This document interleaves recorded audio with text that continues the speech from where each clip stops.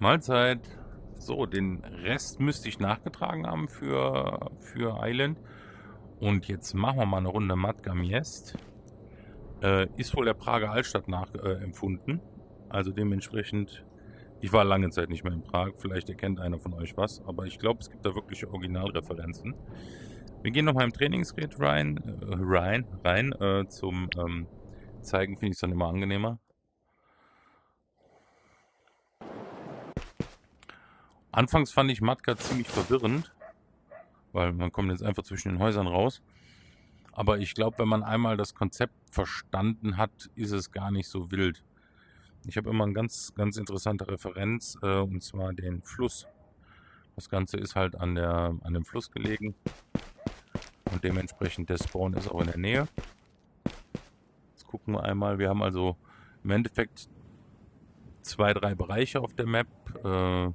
Das Flussstück, dann haben wir ein großes Museum, was wir mittlerweile auch begehen können für den Boss-Spawn.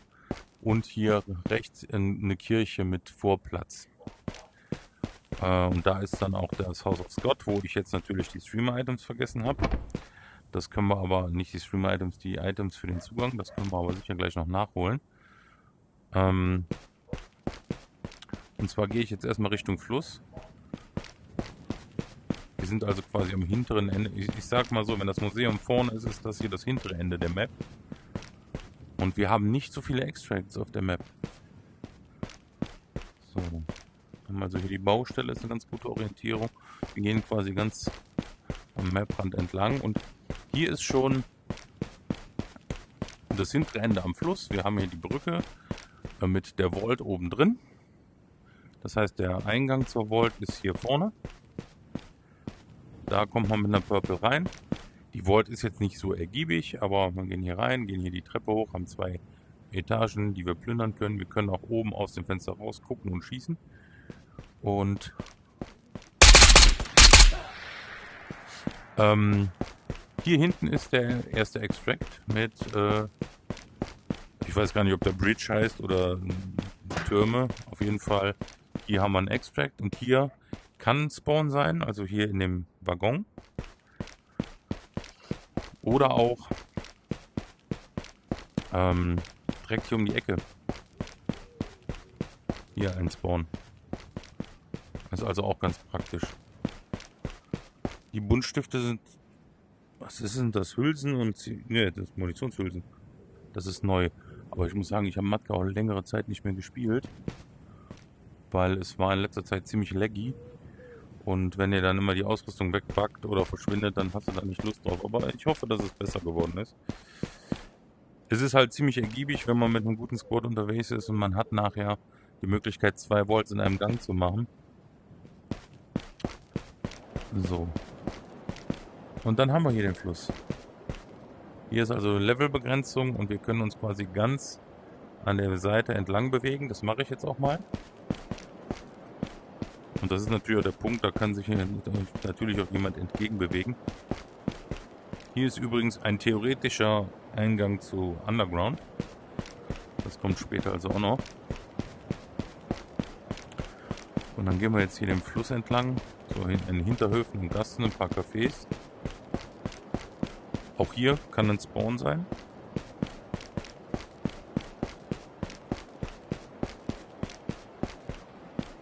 Wir können also hier das Baugerüst klettern. Ich werde mich gleich noch zwischen den Straßen bewegen.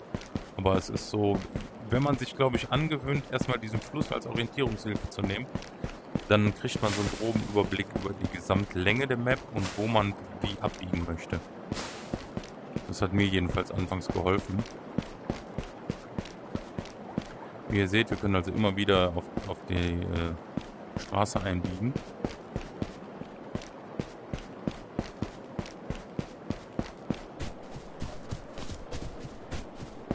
So, und jetzt haben wir die Map schon halb in der Länge durchquert. Und zwar sind wir jetzt hier. Da ist das Museum. Ihr seht, ein ganz großer Bunker. Wir haben hier ein Hescobeck-Zelt vorne vor. Dann haben wir hier den Vorplatz. Habe ich ihn? Ich denke. Ne, habe ich nicht. Also jetzt.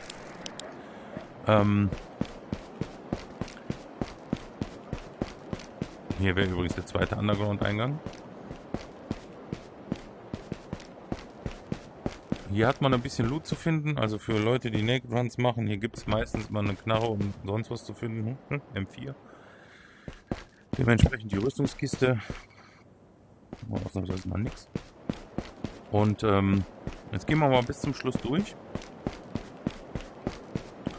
Wenn wir uns also weiter an dem Fluss festhalten, sind wir also hier in dem Bereich, dass wir von einem Extract hinten durch zum nächsten laufen.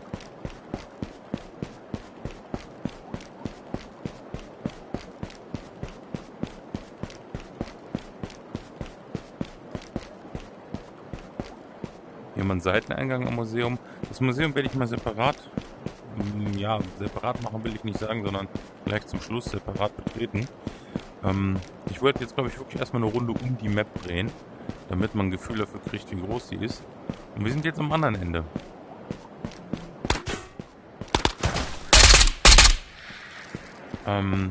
Das heißt, wir haben hier einen anderen Extract. Museum heißt der auch und dementsprechend sind wir eigentlich nur geradeaus gelaufen.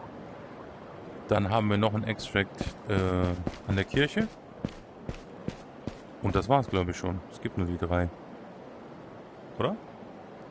Korrigiert mich. Vielleicht entdecke ich wieder einen, wenn ich jetzt gleich drüber rede. In dem Museum also kann der Boss spawnen und an sich sind da relativ viele Phoenixe drin. Wenn man jetzt ohne Schalldämpfer hier draußen eine Waffe abfeuert, kann das sein, dann können wir gucken, dass dann nach und nach die Phoenixe rauskommen. Ist also für Missionen zum Phoenix Farm eigentlich ganz lustig, weil ja dann 7 oder 8 Stück rauskommen nacheinander. Oder es war jedenfalls mal so. Ob man das noch geändert hat, kann ich jetzt ehrlich gesagt nicht sagen. Warten wir mal eine Sekunde.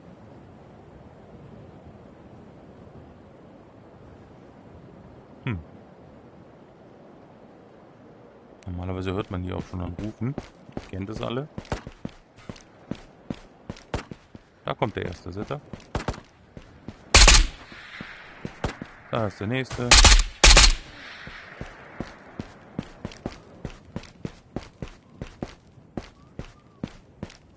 So und so kommen, je nachdem, wie da gerade was los ist, 5, 6, 7 rausgelaufen. Kann sich natürlich hier auch in einen Baum stellen. Die Bäume sind jetzt nicht unbedingt so praktisch, weil man die Beine sieht, aber die Phoenixe reagieren da nicht drauf. Also die kann man wie immer noch austricksen damit.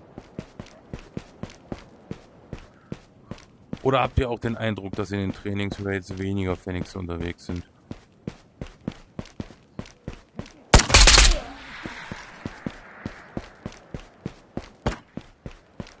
Ja, also man ist doch konstant dran. Da ist mal wieder einer. Also wenn man jetzt Phoenixe farmen will, ist Matka eigentlich noch viel besser als Lilo.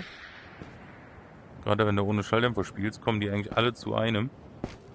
Aber das wird manchmal auch ein bisschen viel, wenn die auf einmal von 3 Seiten kommen. Und man hat halt auch 12 Spieler auf der Map. Also es waren früher mal 9. Man hat es auf 12 angehoben. So, wir gehen also jetzt gerade um das Gebäude. Ich habe ja gesagt, der Turm ist vorne. Wir sind jetzt hinten. Hier ist ein Spawn. Also auch direkt am Museum. Dann haben wir da den Seiteneingang. Dann haben wir da vorne einen Seiteneingang. Und wir haben den Haupteingang.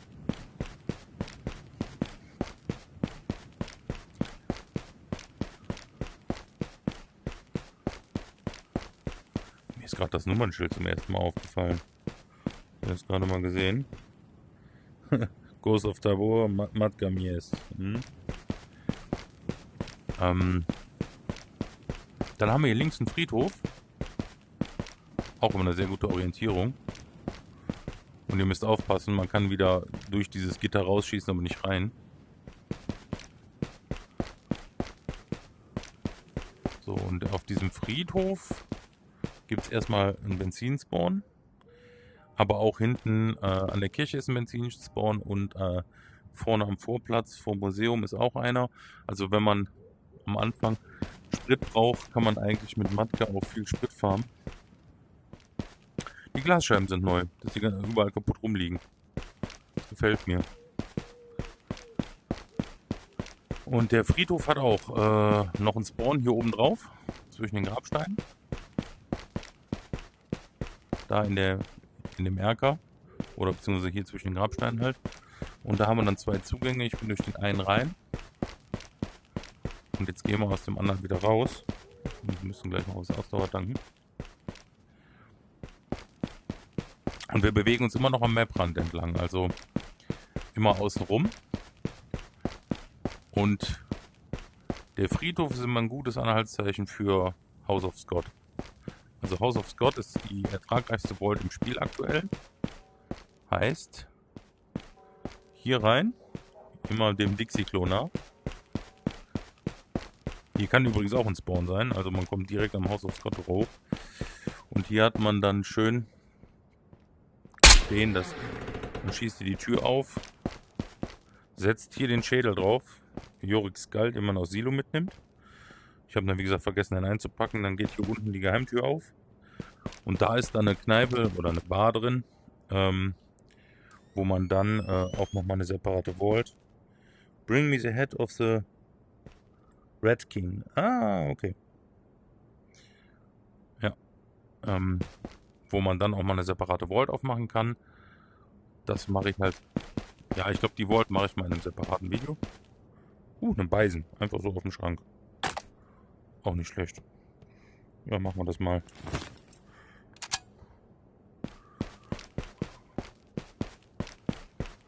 Gibt Schlimmeres.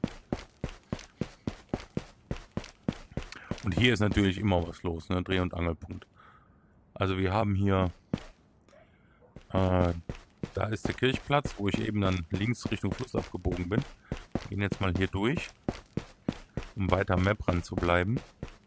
Das ist natürlich auch immer ganz gefährliche Engstellen, wenn hier irgendeiner wartet. Und hier ist die Kirche. Auch da. Man kann einen Spawn in der Kirche haben, meine ich. Man kann einen Spawn hinter der Kirche haben.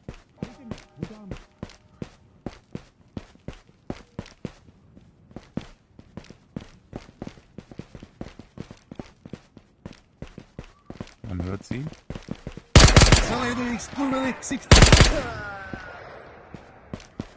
Genau, einmal die Kirche. Also Seiteneingang und Haupteingang vorne raus. Jetzt gehen wir aber nochmal hinten rum.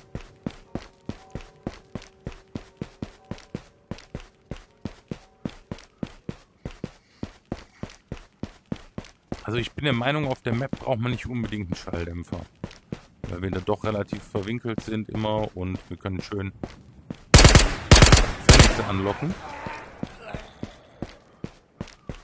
Da ist der dritte Extract. Ich glaube, hier kann man auch spawnen. Und dann sind wir schon das Kirchengebäude. Wenn wir uns jetzt also links halten, dann kommen wir direkt wieder an unserem Spawn raus. Und sind einmal im Kreis gelaufen. Hier haben wir nur eine Sackgasse. Ich glaube, hier ist auch ein Spawn. Ja.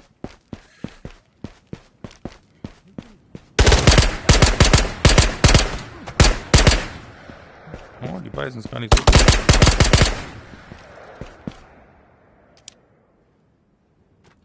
Nur noch 2 Ticks. So, jetzt aber trotzdem mal ein Pen setzen gerade. Jetzt wird die Aufnahme nichts mehr.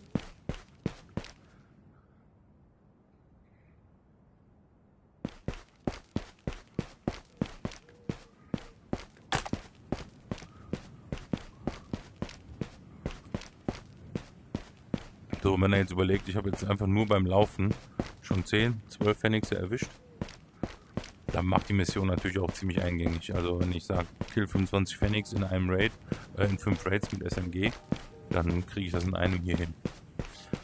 Ja, und das war es gerade auch schon. Wir sind also jetzt einmal außen rumgegangen.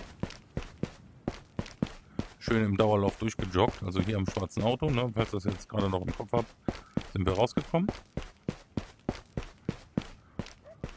Und dementsprechend ist halt, was man machen möchte, ist es halt interessant. Wir gehen hin und möchten House of Scott machen, haben die Ausrüstung dafür, gehen wir hier rechts rum.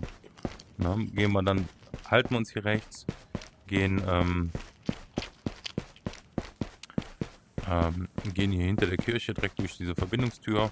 Wir sind relativ weit ab vom Schuss, was Feindfeuer angeht, weil hier ist der Kirchplatz, von dem ich eben jetzt schon gesprochen habe. Und da haben wir natürlich freies Schussfeld. Also der House of Scott ist da hinten um die Ecke. Also entweder gehen wir, wie ich jetzt gerade, hier wieder zurück. Da haben wir übrigens noch einen Underground-Zugang. Wir haben hier den Haupteingang der Kirche.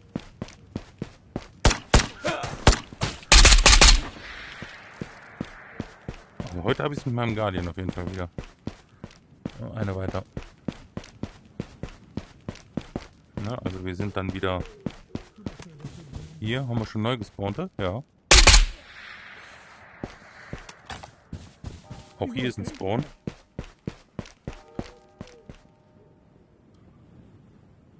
Also ihr merkt, Phoenix ist hier richtig was los. Zusätzlich zu 12 Spielern. Und jetzt kommen eigentlich nur noch diese Seitengassen und Abkürzungen, ne? Hier zum Beispiel, wo ich gerade hinten rumgegangen bin. Oder ich bin gerade eben abgebogen und wir haben inzwischen noch einen kleinen Bereich samt Spawn. Also Spawns gibt es hier ziemlich viele auf der Map, wo man starten kann. Samt Zelt mit Ausrüstung wieder wie vor dem Museum. Ist schon die Luft raus. Ich habe mal die Kaugummis mitgebracht. Muss ich da extra noch einen rausnehmen?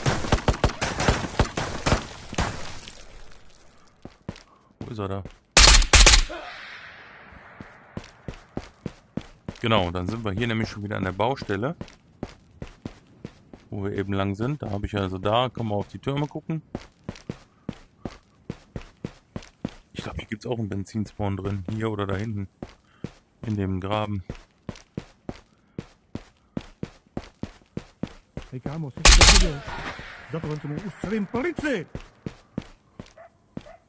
Ach, da ist noch einer.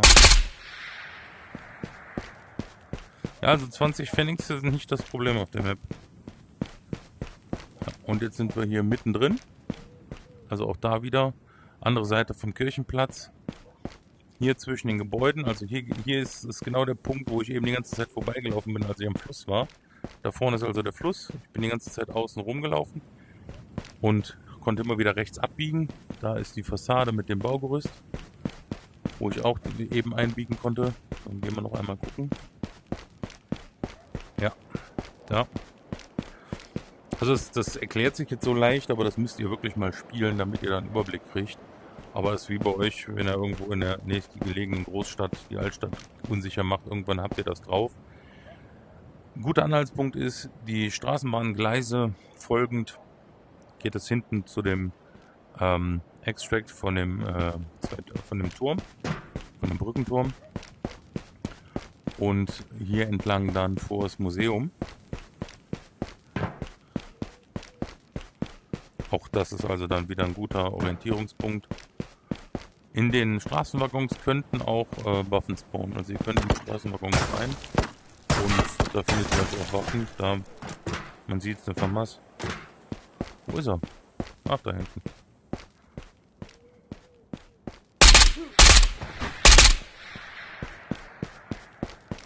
Spart nicht an der Munition bei der Map.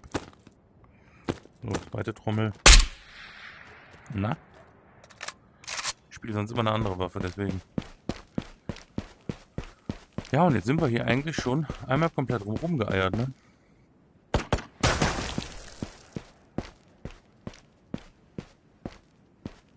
So, die Besonderheiten, also hier gibt es keinen Airdrop oder so, es gibt halt das Museum mit dem Boss drin. Da gehen wir jetzt, glaube ich, auch rein. Was sagt der Raid-Timer? 25 Minuten noch? Ja. Okay. Genau, wir haben also die Vault hinten. Die können wir machen. Da brauchen wir nur eine Purple für. Für die andere Vault brauchen wir eine Purple und den Schädel. Den müssen wir auf Missile Silo suchen. Also das ist auch immer so ein aktives Ding, den muss man sich wirklich vorbereitet mit reinbringen. Oder man fängt natürlich Spieler ab, die genau das machen wollen. Da hinten ist also auch schon wieder der Friedhof. Und gerade wenn man hier spawnt oder so, oder in der Nähe Fluss, einfach mal nach House of Scott. Wenn es jemand plündern will, hat er es vielleicht auch schon aufgemacht. Dann gibt es das Feuergefecht, wer da wie lebend rauskommt. Und jetzt gehen wir mal vorne rein. Mal gucken, ob ich mich wieder sinnlos verlaufe. In der Theorie ist es gar nicht so schwer. In der Praxis muss man mal schauen. Also wir haben jetzt ganz normal den Empfang oder den Haupteingang.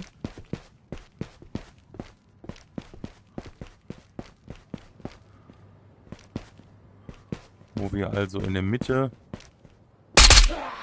das Foyer haben. Und haben dann hier links und rechts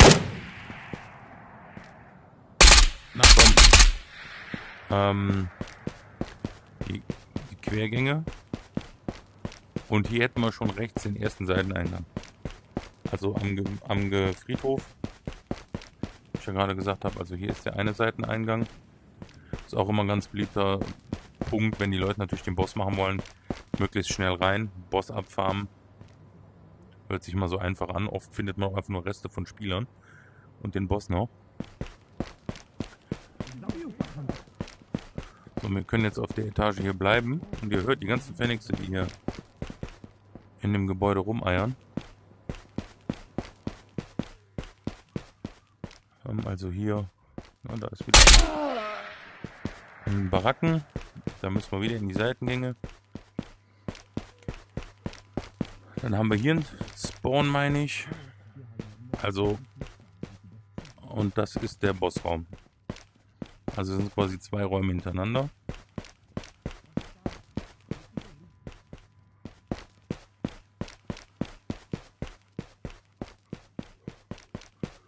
Ganz hinten drin.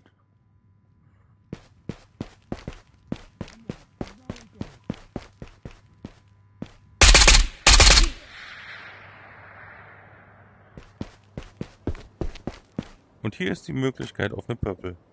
Dass hier eine Purple liegt. So, das ist quasi der Bossraum. Hier steht er. Mit seinen Goons. Ich bin also die ganze Zeit Parterra geblieben, außen rum gekommen. Man kann auch Parterra bleiben und den Seiteneingang nutzen, wo ich eben die Phoenixe rausgelockt habe. Der ist genau hier gegenüber. Das ist natürlich dann auch eine beliebte Stelle. Wenn man also direkt hier spawnt, auch hier, ne? Einfach rein. Gucken, ob der Boss da ist. Wenn ja, auch vielleicht rauslocken. Teamkollege wartet draußen. So, wir sind direkt hier drin. Boss da oder nicht. Gehen wir mal die Säule hoch. Upsa. Ich weiß gar nicht, wie Tweak das gemacht hat. Der hat da ein Video, da hat er auf so einer Leiche gesessen. Ist er da drauf gesprungen? Ich glaube ja. Ob das noch geht? Müsste man mal ausprobieren. Türen sind noch nicht hier drin. Soll ja auch noch implementiert werden. Später. Dann wird es natürlich hier noch gefährlicher. Ja, und jetzt das gleiche Spiel oben. Ja. Ihr seht viele Nischen. Viele Kisten. Also man könnte eigentlich nur... Ne, hier haben wir den einen Phoenix mit der SKS erwischt. Hier ist der Seiteneingang, hier ist der Haupteingang. Treppenhaus. Gibt es eigentlich nur das Treppenhaus oder 2? Müsste ich mal gucken.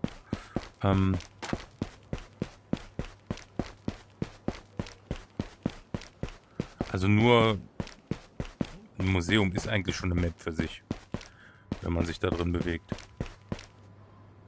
Ja, also wir kommen hier Haupteingang rein. Genau, ich bin eben rechts gegangen. Gehen wir links rum, haben wir hier direkt das Treppenhaus. Hier hinten wieder durch. Ich bin aber jetzt manchmal verwirrt und laufe noch nach unten. Deswegen gucken wir jetzt auch einmal unten. Wir sind also jetzt quasi im Keller.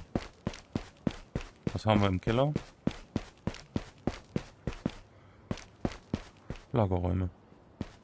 Das nehme ich jetzt gerade, muss ich zu meiner Schande gestehen, mal bewusst wahr, weil ich die Räume selten durchsuche. Kann natürlich auch sein, dass die mit dem letzten Content-Update ein bisschen gefixt haben. Ja, alles im Keller. Dann sucht man natürlich auch den Ausgang vergebens. Da ist die zweite Treppe, wieder hoch. Und die ist jetzt wo? Die ist ganz hinten, ne? Ja, die Treppe ist hier hinten am Kollektorraum, ja. Da sind wir jetzt gerade im Kreis gelaufen.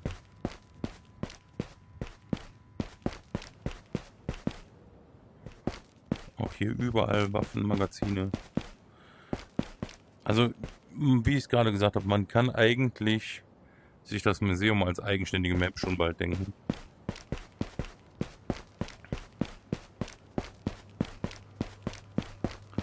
Gucken wir, dass wir hier lebend rauskommen.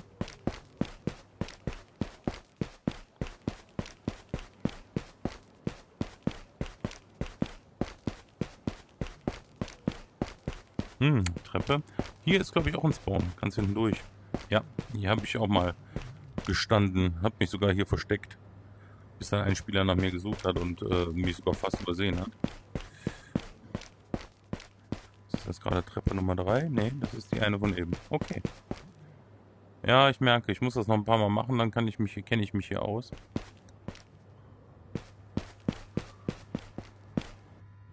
Jetzt könnten wir eigentlich am Seiteneingang rausgehen. Das heißt,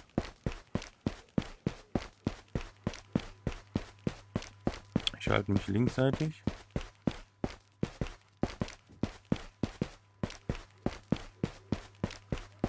Lande in der Sackgasse. Nee, doch nicht. Durch. Nee, siehst du, das hat geklappt. Komm an den Bossraum. Geh hier raus. Und hab hier den Extract.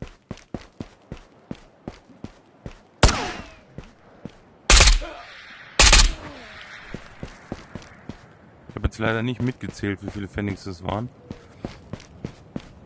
Aber man kann es sicher machen, es war ziemlich viel. Also es ist schon eine kleine Map für sich selber, dass ich selber schon am Verdursten bin. Und ich glaube, ich war gerade überall auf der Map. Also wenn ich jetzt was vergessen habe, ja, die Walls habe ich jetzt nicht gemacht. Das werde ich noch nachholen. Aber ich glaube, das war so. War jetzt nicht in jedem kleinen Zelt drin. Aber grundsätzlich war das schon die ganze Map. Ist also gar nicht so riesig. Island ist wesentlich größer, aber durch die Häuserschluchten ist es natürlich ein ganz anderes Thema. Und Museum ist natürlich auch prädestiniert für Granaten. Dementsprechend, ja, ich hoffe, ich habe jetzt nichts vergessen. Und ja, wer Pfennigs fahren will, kann das auch auf Matka machen. Auch mit einem SMG, da geht es also, da habe ich es auch schon mal in einem Lauf geschafft, nicht wie bei Silo in 2. Silo ist halt der enorme Vorteil, dass man aufgrund der kompakten Map schneller einen Lobby-Wipe hat oder mehr Kontrolle über die Map. Hier muss man sich eher ja, mit allem rumschlagen. Die können wir aber auch Tag und Nacht spielen. Ich wollte gerade sagen, ich kann mal Nacht kurz reingehen. Finde ich nicht so dramatisch unterschiedlich. Ich würde jetzt nicht unbedingt ein Nachtsichtgerät mitnehmen. Ich kann es aber mal zeigen. Ach, guck, auch ein Spawn, den ich vergessen habe, glaube ich. Genau. So, ne, da hinten sind wir rausgekommen. Machen wir unsere Nachtsicht an. So, da sind wir eben rausgekommen. Wir sind also hier wieder am Vorplatz. Und merkt ihr, was ich meine mit dem Nachtsicht? Also irgendwie ist es diesig. Kann ich schon fast ohne spielen.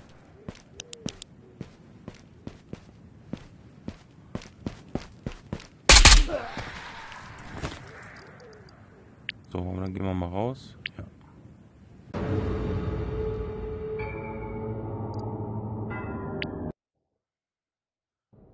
Jetzt hat er mir die Kills aufgelistet. Interessant. Hätte ich den eben abgebrochen, anstatt rauszugehen, hätte ich gewusst, wie viele Pfennigs ich habe.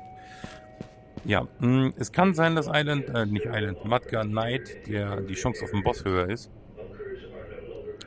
Und der ist wirklich gefährlich. Also die Rüstung und die Waffe, die hat sehr großes Potenzial. Und das ist ja auch, wo die Leute mal scharf drauf sind. Ne? Und er hat als einzigster die Green Card, also ne, die er droppt für Matka Underground, für eine Vault, die man also dann nur bei ihm bekommt. Und dementsprechend ist da natürlich auch ein gewisser Reiz hinter, das zu schaffen. Ja. Jetzt zum wiederholten Mal. Ich glaube, ich habe jetzt nichts vergessen. Ansonsten gerne in die Kommentare. Und wenn ihr bis hierhin durchgehalten habt, vielen Dank und bis zum nächsten Mal.